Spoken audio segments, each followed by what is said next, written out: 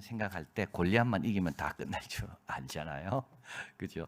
골리앗 넘어뜨리면 정말 이제 행복한 시간이 이제 올 줄 이렇게 아는데 인생은 그렇지 않습니다. 또 하나님은 또 우리를 그렇게 인도하지 않습니다. 자, 그래서 이제 다윗은 사울 앞에 서게 되고 다윗이 자기가 사울에게 소개하죠. 나는 베들레헴 이세의 아들입니다. 그리고 이제 다윗이 사울에게 말하기를 마칠 때 그 옆에 있었던 요나단이 다윗을 보는 순간 마음이 다 이렇게 하나가 되는 겁니다. 다윗도 마찬가지입니다. 왠지 모르게 친형제 같은 그런 느낌이 듭니다. 그래서 자기 생명처럼 뭘 줘도 아깝지 않은 그와 같은 그런 호감이 가고 그런 마음이 가고, 이거는 하나님이 주신 마음입니다.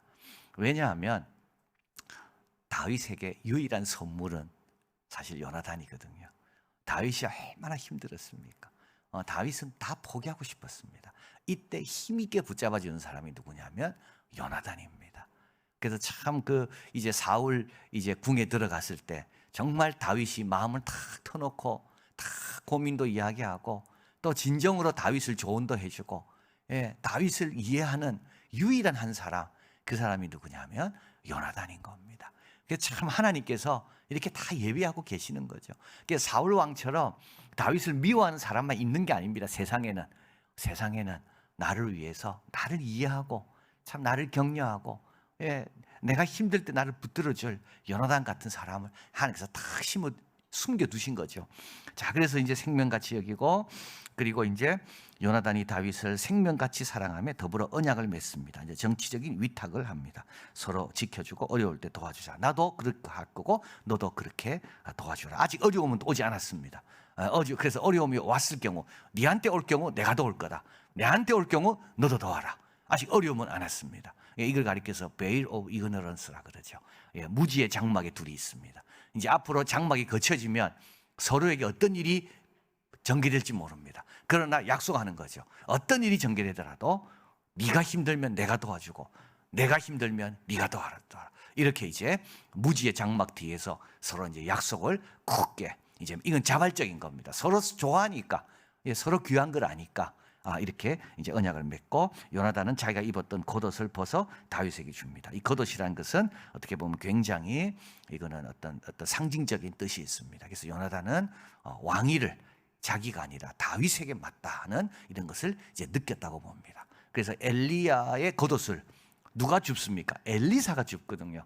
그래서 엘리야가 이제 하늘로 올라가고 겉옷이 떨어진 것을 엘리사가 줍고, 그 엘리야의 겉옷을 칠 때 물이 갈라졌거든요.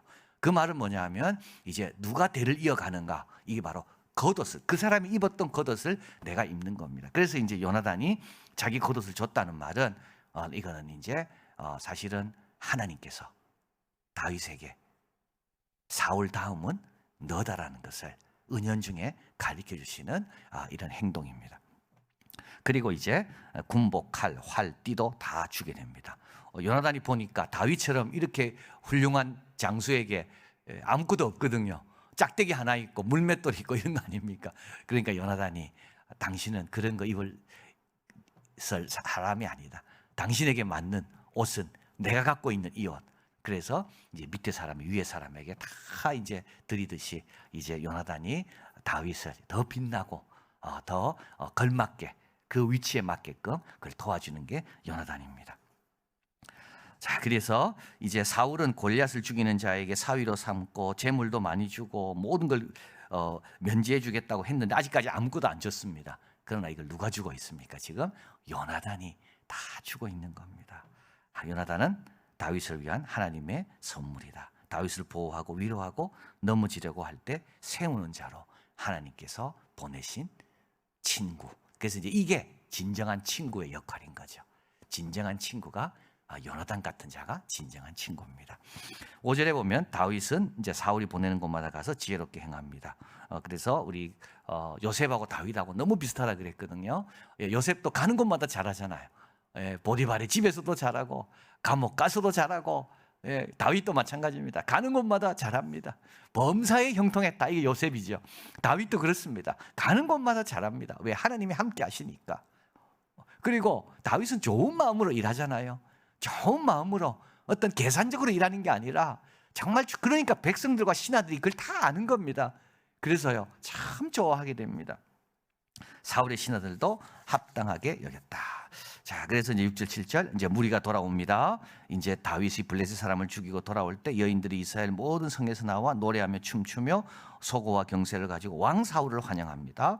여인들이 뛰놀며 창하며 가로되 사울이 죽인 자는 천천히요 다윗은 만만이로다. 이 천천히요 만만이라는 것은 우리의 두 영웅은 많고 많은 사람을 죽였다는 뜻입니다. 근데 여기에 다윗이 들어온 게 사울은 기분이 아주 나쁩니다. 자기 보고 천천히 하든지 백백 이래도 괜찮았어요. 자기 막. 그런데 여기에 누가 들어와요? 예, 여기에 다윗이 들어와 있는 거예요. 백성들이 벌써 다윗을 자기를 높일 때 항상 다윗도 엮어서 같이 높이거든요. 그러니까 이제 사울이 이제 이때부터 이제 사울은 이제 뭡니까? 이제 다윗을 의심하기 시작하는 겁니다. 8절 9절 이 말에 심히 불쾌하고 노하게 됩니다. 다윗에게는 만만을 돌리고 내게는 천천을 돌리고 같은 뜻인데도 불구하고 아주 이런 작은 것들에 대해서 민감하게 반응하는 거죠. 그에 더 얻을 것은 나라밖에 무엇이냐 하고 그날 이후로 사울이 다윗을 주목합니다. 다윗에 대한 공평한 주장도 수상하게 생각하는 거죠. 다윗의 미래에 대해서 최악의 의미로 해석합니다. 다윗의 미래의 최악은 뭐죠? 예, 나를 무너뜨리고 내 대신 왕이 되는 게 사울이 생각한 최악의 미래입니다. 이제부터는 어떻게 됩니까? 다윗은 적입니다. 다윗은 최고의 적입니다. 골리앗이 아닙니다. 차라리 골리앗이 큰 소리 치는 게 나아요.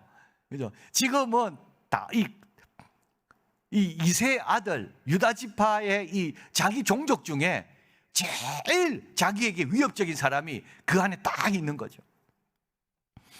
자신이 가련한 위태로움에 처해 있다는 것 외에 아는 사람이 없었다. 그래서 부르고만이 이렇게 합니다. 사울이 아는 건 이것밖에 없습니다. 와, 내가 이러다가는 큰일 나겠다. 이것밖에 아는 게 없습니다. 이런 다윗을 보낸 하나님에 대해 아는 게 하나도 없습니다. 요나단이 본 것처럼 다윗 속에 있는 그 좋은 게 뭔지 그런 거 하나도 모릅니다.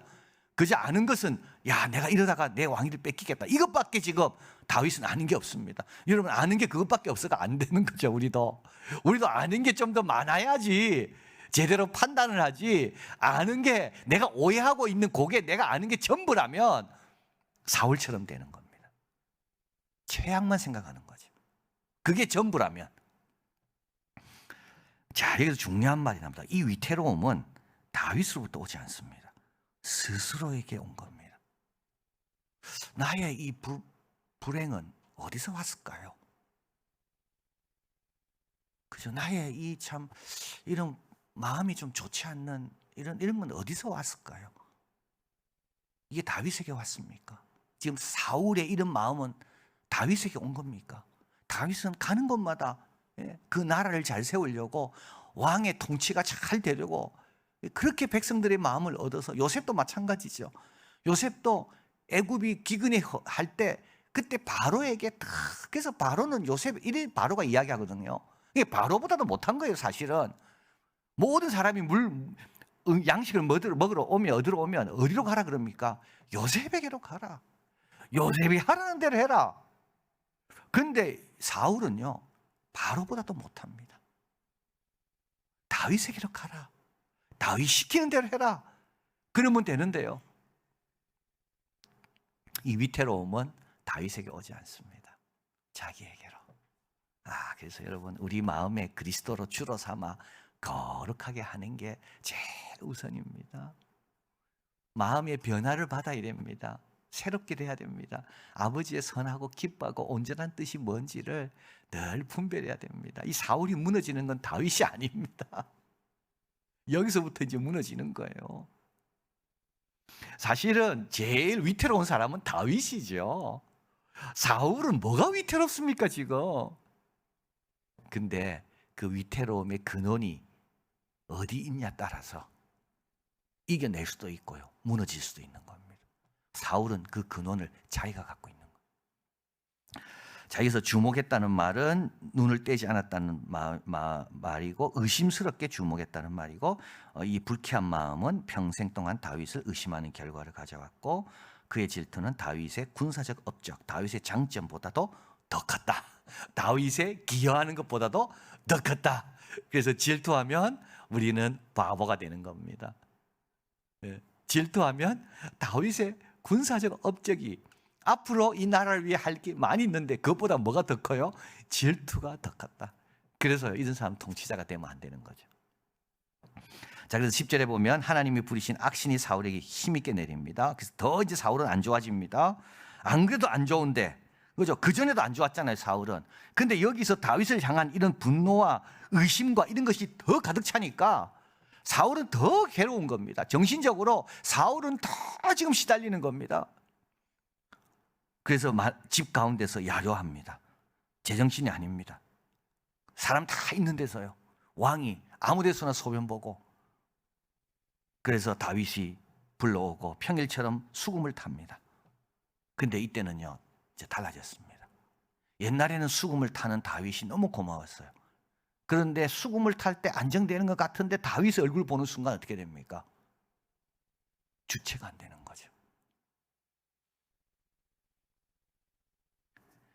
자, 이게 이런 말입니다. 난폭함의 안위자는 다윗입니다. 그런데 다윗을 보는 순간 난폭함이 촉발됩니다. 이길 수 없는 상황입니다. 그러니까 자기의 이런 마음을 다스려줄 사람은 다윗밖에 없습니다. 그런데 다윗을 보는 순간 나의 난폭함은 더 커지게 됩니다.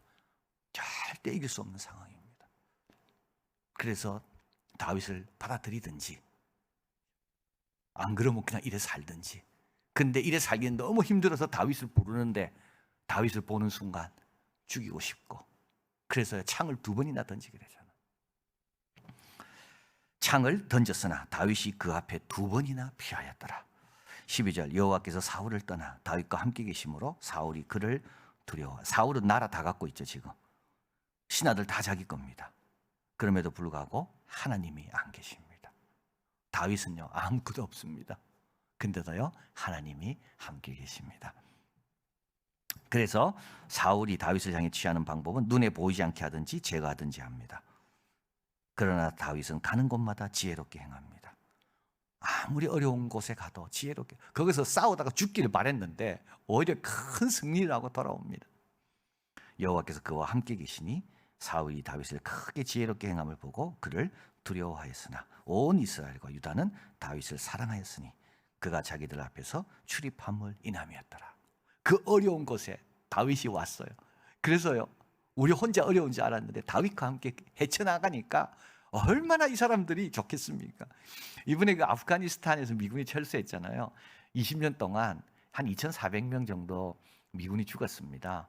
근데 철수하면서 미국에서 먼저 한 게 있습니다. 아프간 군인들을 불러다가 심리 치료를 하는 겁니다. 왜냐하면 그들은 20년 동안 목숨 걸고 거기서 지냈는데 전쟁이 이렇게 끝났거든요. 그러니까 한국에 참전한 용사들이요, 한국을 볼 때마다 내 인생 너무 감사하다고 이야기합니다. 내가 그때 부모를 떠나 그 영하 20, 30도에서 내가 동상에 걸리면서 그렇게 싸운 것이 보람이 있구나. 내 희생이 헛되지 않고 내 희생으로 인하여 대한민국 국민이 저렇게 잘 살게 돼서 나는 너무 자랑스럽다.